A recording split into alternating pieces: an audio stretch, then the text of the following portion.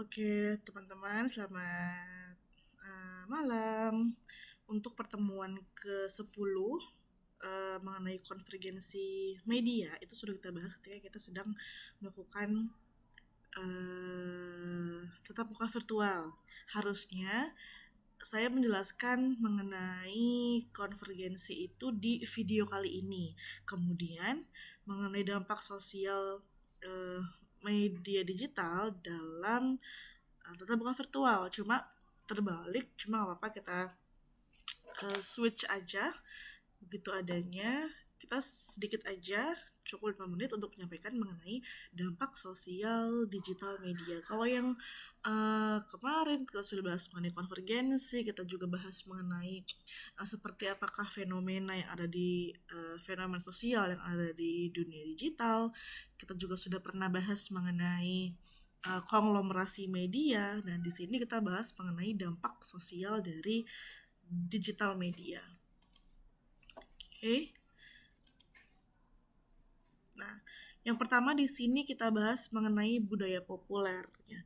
Budaya populer ini seperti apa sih? Ada yang namanya fandom, ada juga yang namanya meme, ada juga yang namanya selain fandom, selain meme, mereka juga membuat komunitas virtual. Nah, itu termasuk ke dalam budaya yang populer. Jadi halayak ini sebagai community saling terkait dalam jaringan sosial media sehingga membentuk itu menjadi komunitas virtual.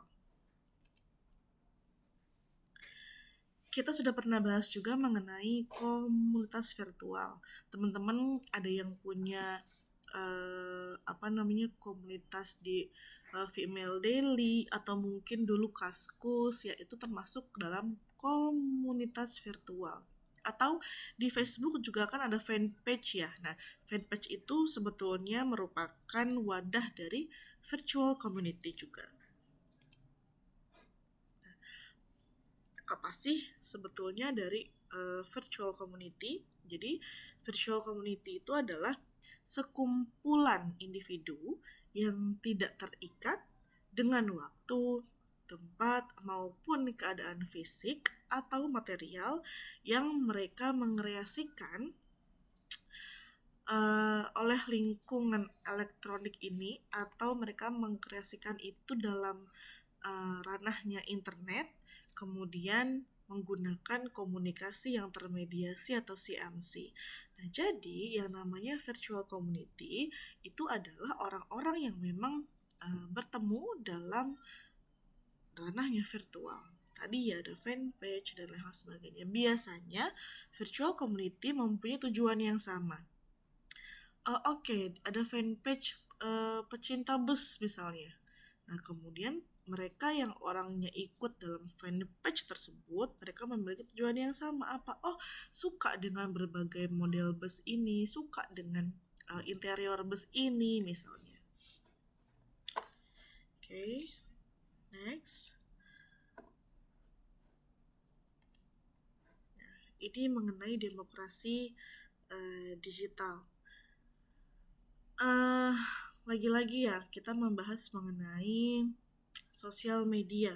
Nah, di sini sosial media itu menyuarakan opini, pikiran dalam proses demokrasi.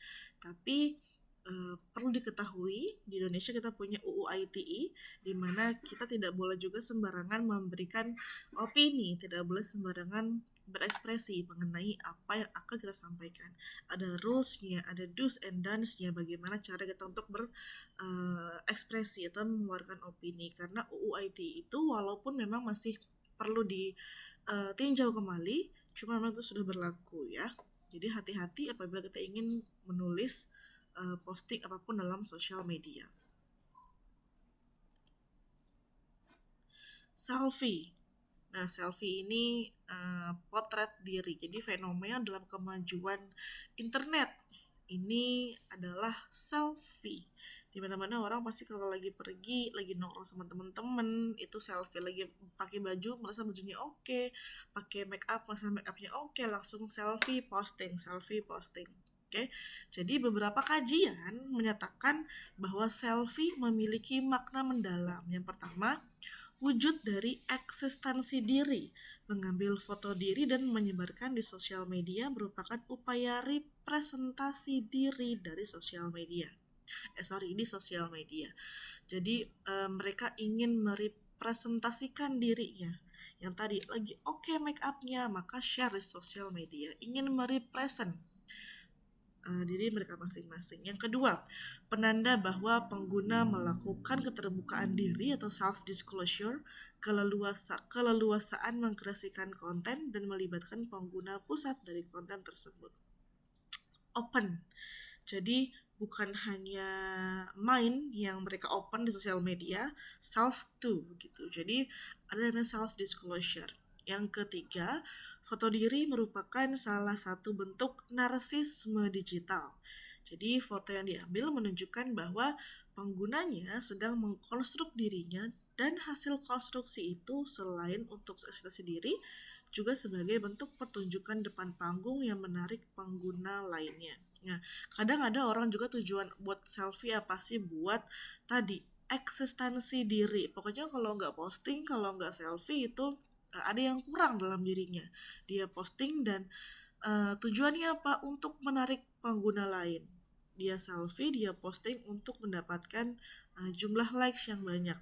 Seperti itu misalnya. Karena selfie atau potret diri ini akan berdekatan dengan psikologi seseorang.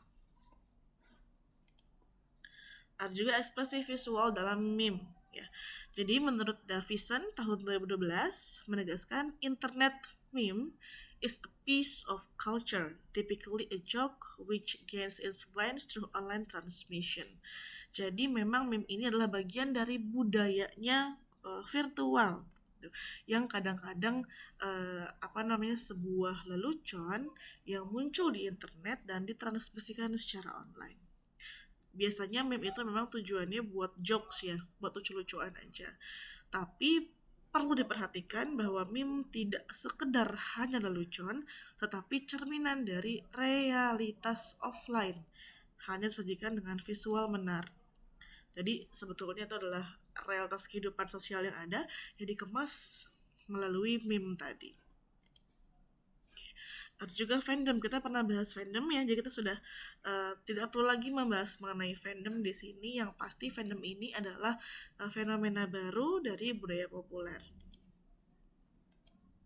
Oke, kita sudah juga pernah membahas mengenai fandom. Nah, di sini dampak positif dari sosial media, teman-teman saya rasa sudah tahu ya apa saja kan dampak positif dari sosial media.